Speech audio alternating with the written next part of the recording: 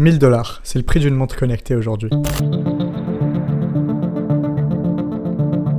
Alors je sais pas vous, mais personnellement quand je vois ces prix-là, ça me donne pas trop envie d'en acheter. Donc il y a quelques mois, je me suis lancé le défi de fabriquer ma propre montre intelligente à partir de zéro. Mais pas juste une montre qui donne l'heure, bah non, ce serait trop simple, je voulais un vrai produit fini avec des gadgets à la James Bond. Laser, caméra intégrée, capteur, et même contrôle d'appareil à distance. Le problème c'est que j'avais jamais conçu un appareil de la sorte avant, donc ça allait pas être évident. Mais j'ai quand même essayé de rendre réelle l'image que j'avais en tête. Et si vous restez jusqu'à la fin, je vous montre même comment le reproduire chez vous. Une montre connectée, ça a besoin de 3 choses pour fonctionner.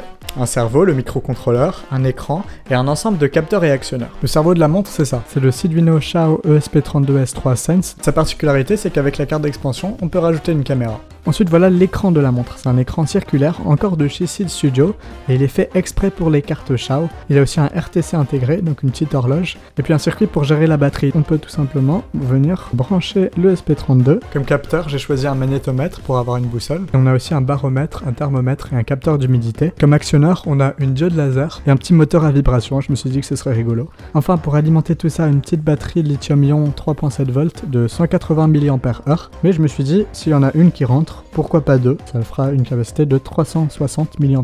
Allez, on commence. La première étape, c'est de préparer le ESP32.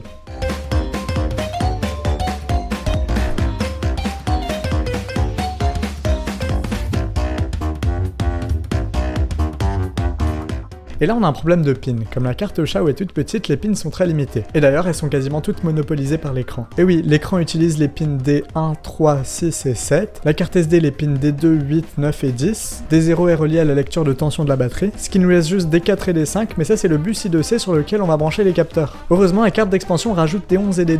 Et pour libérer ces pins, il va falloir couper les connexions J1, J2 et J3 de la carte d'expansion au cutter, car autrement J1 et J2 sont reliés au microphone. Alors je vais venir couper la connexion. Ça veut dire qu'on pourra plus utiliser le micro. Et en coupant J3, on désactive le port SD de la carte d'expansion parce qu'il y en a déjà un sur la carte de l'écran.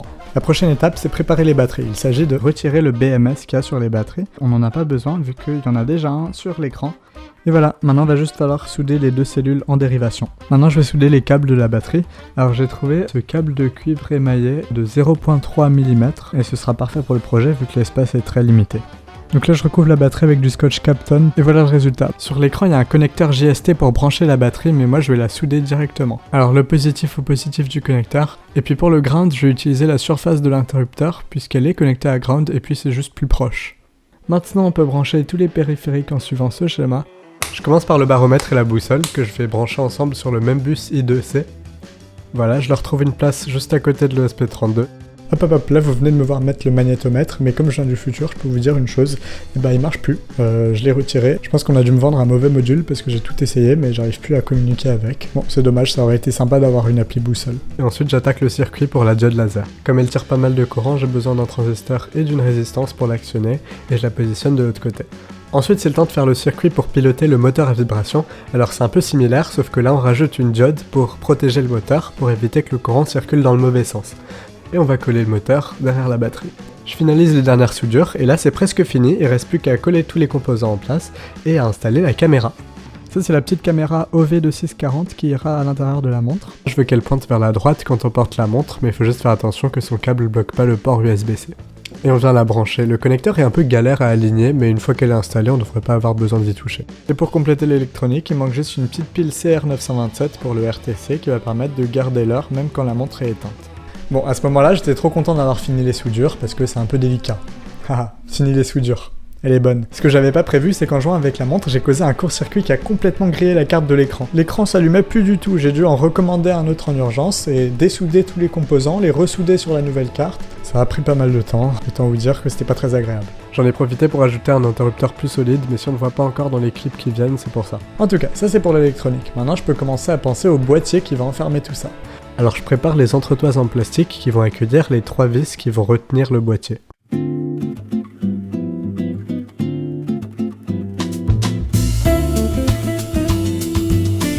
Et puis voilà, on a un beau boîtier avec 3 trous pour les 3 vis. Et puis on va le couper en deux pour qu'il soit en 2 morceaux, le dessous et le dessus. J'envoie ça sur mon imprimante, c'est imprimé en PLA noir avec des supports au niveau des bracelets. Et bon, c'était pas parfait la première fois, ni la deuxième, ni la troisième.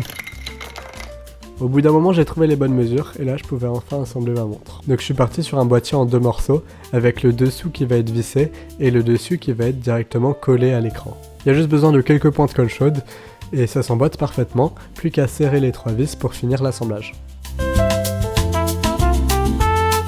Le résultat est vraiment nickel, il y a juste ce qui doit dépasser qui dépasse, j'imagine que c'est l'avantage de retoucher le modèle 10 fois.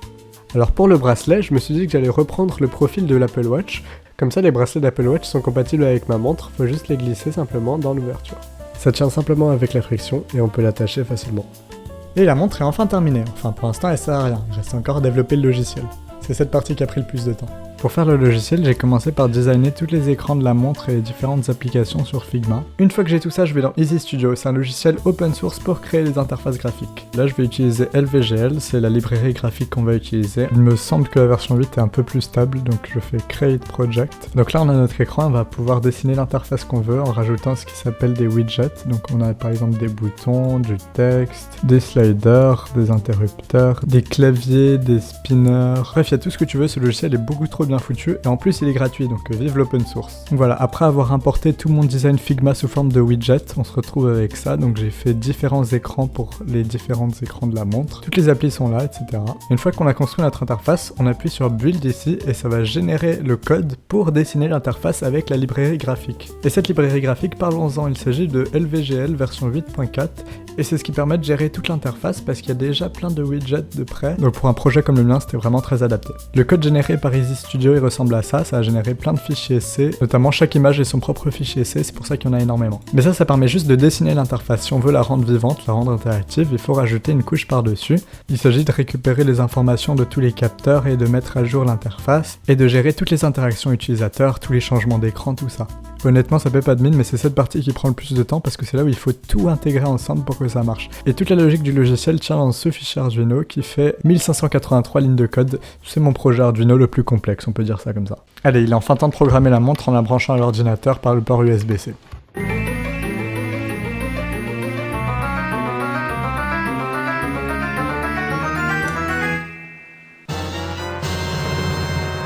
Allez, je vous fais un petit tour de toutes les applis. On peut voir 3 petits cadrans, il y en a un qui indique le niveau de batterie, il y en a un c'est la date, et il y en a un c'est la température interne de la montre. Donc là elle est à 31 degrés. Si on swipe vers la droite, comme ça on peut avoir accès aux applications.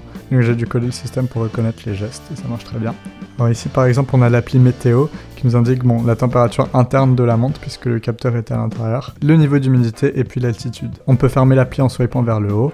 Là par exemple il y a la calculatrice, donc on peut faire des magnifiques calculs et ça marche extrêmement bien, 1 plus 1 égale 2, mais aussi des calculs plus complexes, ça marche sans problème. Vous pouvez pas le sentir mais tous les boutons ont un retour tactile avec le moteur à vibration, donc c'est très agréable à utiliser. Ensuite il y a le minuteur et là on peut programmer une durée précise qui va déterminer la longueur du minuteur. Et quand il termine on va voir que ça va vibrer. On appuie sur le X pour fermer et ça s'arrête. Dans l'appli réglage, on peut programmer une heure différente ou bien une date différente et ajuster la pression au niveau de la mer pour calibrer le baromètre. Ok, maintenant c'est plus rigolo, on peut contrôler le laser avec cette appli. C'est plutôt marrant de jouer avec, même s'il faut faire attention de ne pas le pointer dans les yeux. Et la nuit, c'est encore plus impressionnant, il a une portée d'au moins 200 mètres. Enfin bref, maintenant je peux vous montrer l'appli caméra. Alors voilà, c'est comme un petit appareil photo miniature, le flux de la caméra est affiché sur l'écran et on peut prendre des photos en appuyant sur le bouton rond. Les photos sont enregistrées sur une carte SD, on peut les consulter dans l'appli photo. Alors les photos mettent un peu de temps à charger parce qu'à chaque fois il faut ouvrir le fichier JPEG, décoder l'image et modifier l'échelle pour l'afficher à l'écran. Si on branche la carte SD sur un ordinateur, on peut voir les photos en pleine résolution, c'est-à-dire 1600 par 1200 pixels. Voilà, la qualité d'image est quand même potable, ça prend des belles photos de chats, des selfies, des photos de cours de maths, des photos de voitures, et j'ai même rajouté la fonctionnalité de supprimer les photos directement sur la montre. Un truc qu'il faut savoir, c'est que la montre se met automatiquement en veille au bout de 20 secondes pour économiser la batterie. Voilà, comme ça, elle vient de se mettre en veille, et pour la réveiller, il suffit de taper sur l'écran, et elle se réveille instantanément. Mais si on veut maximiser l'autonomie de la montre, on peut l'éteindre complètement avec l'interrupteur, et là la batterie peut durer plusieurs jours sur une seule charge. D'ailleurs, la recharge se fait par le port USB-C, et il y a une petite LED rouge qui s'allume. Bon, tout ça c'est très montre, mais c'est pas très connecté. Et bien le SP32 est tout à fait capable de se connecter au réseau Wi-Fi, ce qui lui permet de communiquer à d'autres appareils sur un réseau local, tout comme communiquer à n'importe quel appareil connecté d'internet, peu importe où il est. Il suffit de rajouter une antenne à la montre, bon là c'est un peu fait à l'arrache parce que c'était juste pour vous montrer. On peut tout à fait utiliser la montre comme télécommande pour contrôler les appareils connectés. Tenez, ici par exemple, j'ai mon afficheur à palette qui est connecté à internet par un ESP32 qui héberge un serveur web. Et sur la montre, j'ai mis un panneau de contrôle qui envoie des requêtes au serveur web pour contrôler l'afficheur. On peut changer entre les différents affichages, il y a par exemple l'heure, il y a un compteur d'abonnés pour la chaîne YouTube. On peut afficher la date aussi, la météo. Ça, c'est ce qu'on appelle l'internet des objets, et ça ouvre tellement de possibilités. On peut imaginer par exemple tout un système de domotique contrôlé à partir de votre poignet. La montre que j'ai développée, c'est vraiment une plateforme sur laquelle on peut développer tout ce qu'on veut. Je pourrais rajouter des applications, des jeux vidéo dessus, et vraiment je vous encourage à le faire. Si vous voulez construire votre propre montre comme la mienne, eh ben, vous allez sur le GitHub qui est dans la description, et là je vous ai mis toute la marche à suivre, les étapes, la liste complète du matériel, les schémas, les modèles 3D, et la marche à suivre pour justement développer vos propres applications. En tout cas, ça m'a fait plaisir de partager ce projet avec vous, parce que ça fait des mois que je travaille dessus et ça m'est beaucoup à cœur. Donc je serais ravi de voir vos créations, et si vous avez la moindre question, je sais qu'il y en a plusieurs qui l'ont demandé. J'ai créé un serveur Discord d'entraide, le lien est dans la description. Alors je te conseille de t'abonner à ma chaîne ou de regarder une autre de mes vidéos. Et moi je vous dis à la prochaine pour plus de projets. C'était Maël, salut!